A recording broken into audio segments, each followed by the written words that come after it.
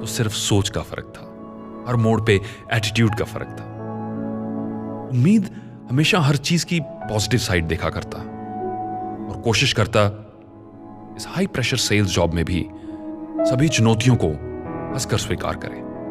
अंधेरा उसे कुछ भी सही नहीं लगता था, नेगेटिव हो चुका था, मन में रंजिश थी जिंदगी के खिलाफ, बहुत कुछ पाना चाहता था, बहुत जल्दी पाना चाहता था, पर जिंदगी उसकी रफ्तार से न चली और अब उसे हर तरफ नाउम्मीदी नजर आती थी, निराश हो चुका था।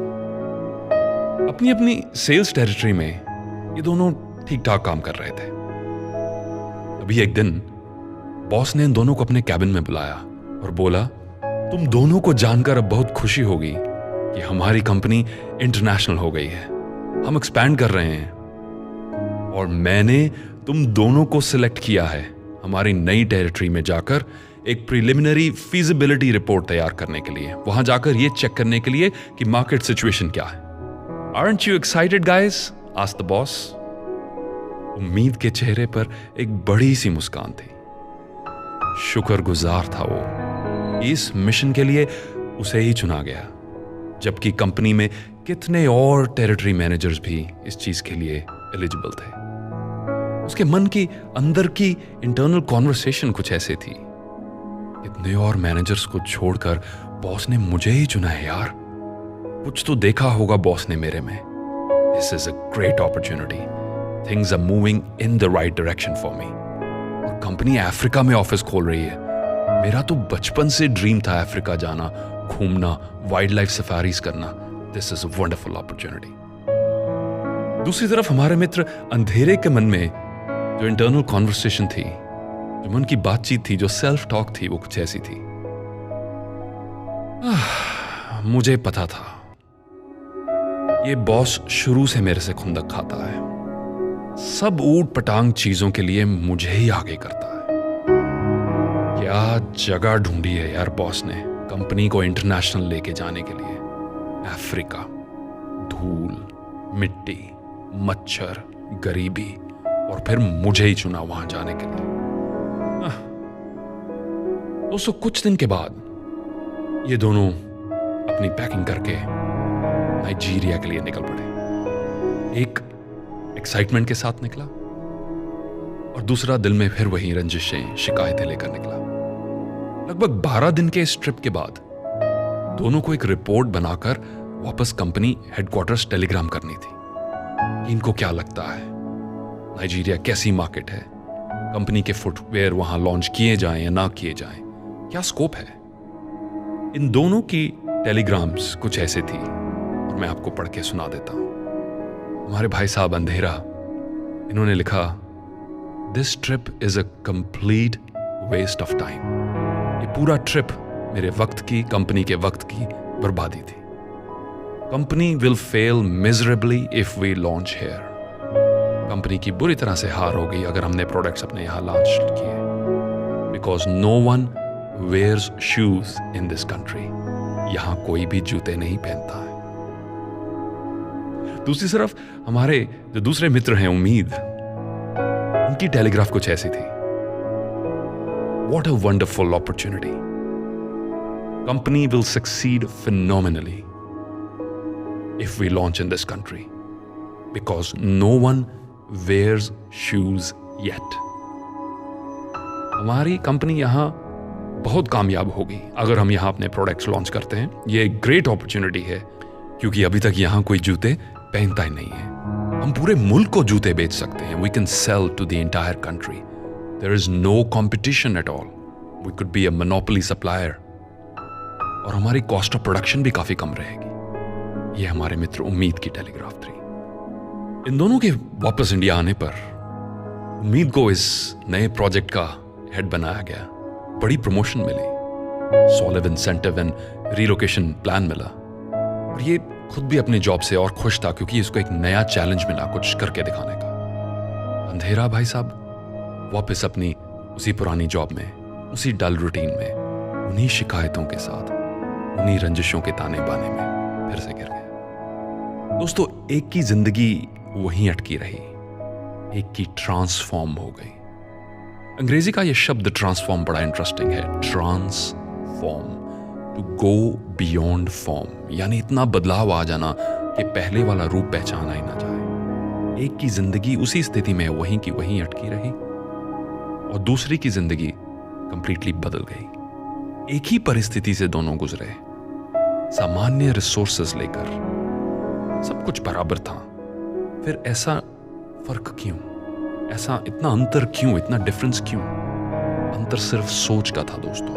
The difference was all about thinking and attitude, mindset का। मैंने कहीं पढ़ा था कि सीढ़ियां तो वही होती हैं, सीढ़ियां तो वही होती हैं, किसी के लिए ऊपर जाती हैं और किसी के लिए नीचे आती हैं, फर्क सिर्फ सोच का होता है। इस चीज पर गौर करें कि आप अपनी जिंदगी कैसे जी रहे हैं, उम्मीद की तरह या अंधेरे की तरह।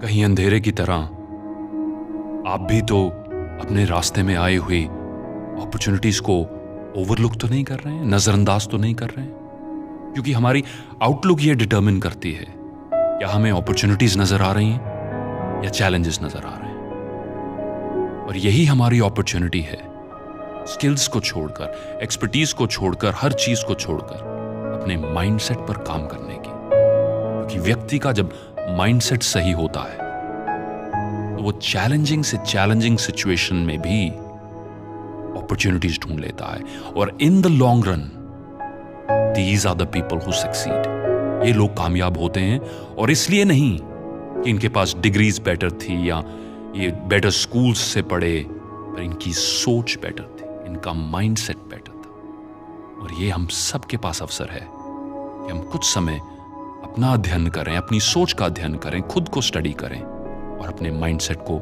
सही रखें, so that we can make the best of our life.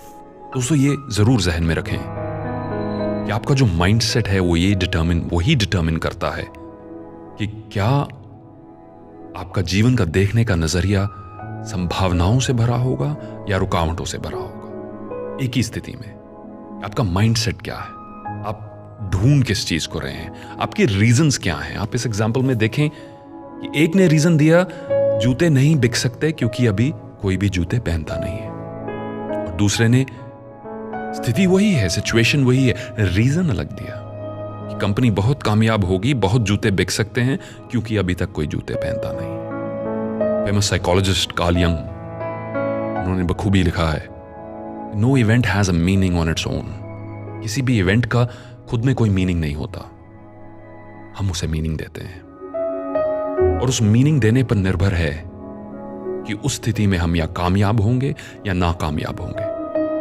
वो स्थिति या हमारे फेवर में रहेगी या हमारे अगेंस्ट में रहेगी, ये इस पर निर्भर है हम उसे मीनिंग क्या दे रहे हैं। और ये मीनिंग देने की शक्ति हमें अपने माइंडसेट से मिलती है, अपने थॉट प्रोसेसेस से मिलती है। चाइनीज फिलोसोफर लाओ त्सू, उन्होंने बखूबी लिखा है, if you correct your mind the rest of your life will fall into place. If you correct your thinking, अगर आप अपनी सोच को सही कर लेंगे तो आपकी बाकी जिंदगी धीरे धीरे सही होती जाएगी।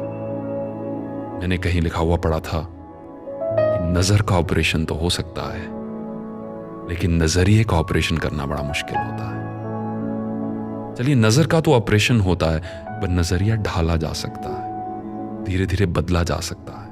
हम खुद को ट्रेन कर सकते हैं to look at the positive side of things. इस कहानी के 2 मेजर टेकअवेज मैं अपने सुनने वालों से जरूर शेयर करना चाहूंगा क्लोज करने से पहले। सबसे पहला, डोंट जर्नलाइज। डोंट जर्नलाइज यानी अगर एक चीज गलत चल रही हो तो उसका ये नतीजा मत निकालें कि सारी जिंदगी ही गलत चल रही है, सब कुछ ही गलत चल रहा है। कई बार एक छोटा सा हादसा होता है, छोटा सा इवेंट होता है हमारे साथ, एक छोटा सा सेटबैक होता है, एक छोटी सी हार होती है, और उसका नतीजा हम काफी बड़ा निकाल लेते हैं, कुछ ऐसा निकाल लेते हैं कि मेरी सारी आने वाली जिंदगी ही ऐसे रहेगी। और चूंकि हम ये अनाउंसमेंट करते हैं, हम इसे पूरा भी खुद ब खुद करते जाते हैं। साइकोलॉजिस्ट इसे सेल्फ फुलफिलिंग प्रोफेसी कहते हैं, जिसके बारे में मैंने और काफी वीडियोस में एक्सप्लेन किया है। सेल्फ फुलफिलिंग प्रोफेसी यानी कि ऐसी भविष्यवाणी जो मैंने अब खुद कर दी है और अब मैं खुद ही उसे पूरा करूँगा, मैंने ही जाल बुना है, मैं खुद ही उसमें फंसूंगा। जर्नलाइज मत करें। एक चीज़ गलत हुई, बॉस एक दिन नाराज़ है, that does not mean boss आपको डिसलाइक करता है। आप एक क्वार्टर में अच्छा परफॉर्म नहीं कर सके, उसका ये मतलब नहीं कि आप एक अच्छे परफॉर्मर भी नहीं हैं। आप एक एग्ज़ाम में पास नहीं हो सके या एक टेस्ट नहीं क्लियर कर सके, उसका ये मतलब नहीं है कि आप काबिल ही नहीं हैं कभी भी उस टेस्ट को क्लियर करने के लिए। Don't let one setback define you. Don't let one hurdle, one problem define your entire outlook on life. और दूसरा, शिकायत करने के ऊपर, कंप्लेनिंग के ऊपर कितने बार सुनने को मिलता है कि कंप्लेनिंग आजकल कितनी कॉमन हो गई है। एंड MRI स्कैन्स शो करते हैं कि अगर हम हर चीज़ में नेगेटिव ही ढूंढते हैं, हमेशा कंप्लेन ही करते हैं, हमेशा शिकायतें ही करते हैं, हमारे ब्रेन सेल्स रीवायर हो जाते हैं। रीवायर ऐसे हो जाते हैं कि हम जिस भी स्थिति में एंटर करते हैं, हमें नेगेटिव चीज़ें, उसमें कमियां क्या हैं वही नज़र आती हैं। पर दोस्तों, हम इस चीज़ को चेंज कर सकते हैं by becoming more conscious and more aware. आप जब भी किसी नई स्थिति में जाएं और कुछ भी नेगेटिव ढूंढने की कोशिश आपका माइंड डिफ़ॉल्ट से करने की कोशिश करेगा, तो catch yourself in the process. उस समय ये अवेयरनेस डेवलप करें कि मेरी थॉट्स नेगेटिव डायरेक्शन में जा रही हैं। एक लंबा सांस खींचें और धीरे से आप अपनी थिंकिंग को रीडायरेक्ट कर सकते हैं, क्योंकि